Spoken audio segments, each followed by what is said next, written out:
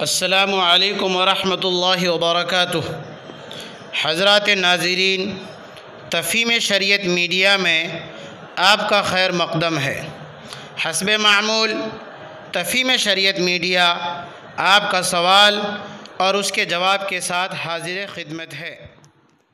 रहमानिर्रहीम व बिही नस्तईन, अम्मा बाद।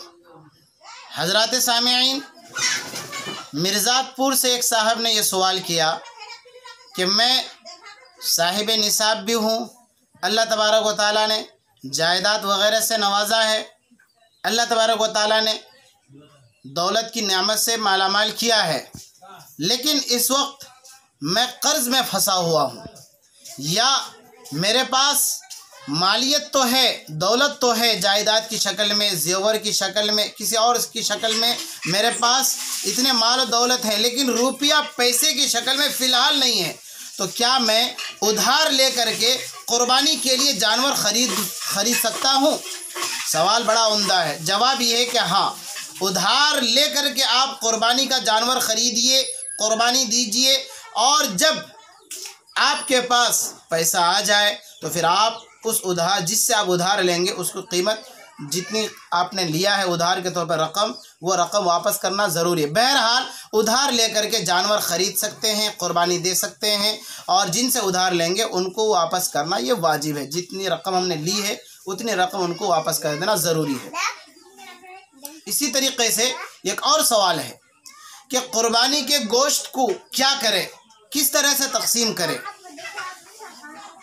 जवाब ये है कि क़ुरबानी के गोश्त को 3 हिस्सों में तकसीम करें। 1/3 अपने इस्तेमाल में रखें, 1/3 गरीब, मिस्कीन, मोहताज के हवाले कर दे, और 1/3 अपने दोस्त, रिश्तेदार वगैरह की मेहमान नवाजी के लिए इसे रख लें। बहरहाल क़ुरबानी के गोश्त को 3 जगहों में तकसीम करेंगे।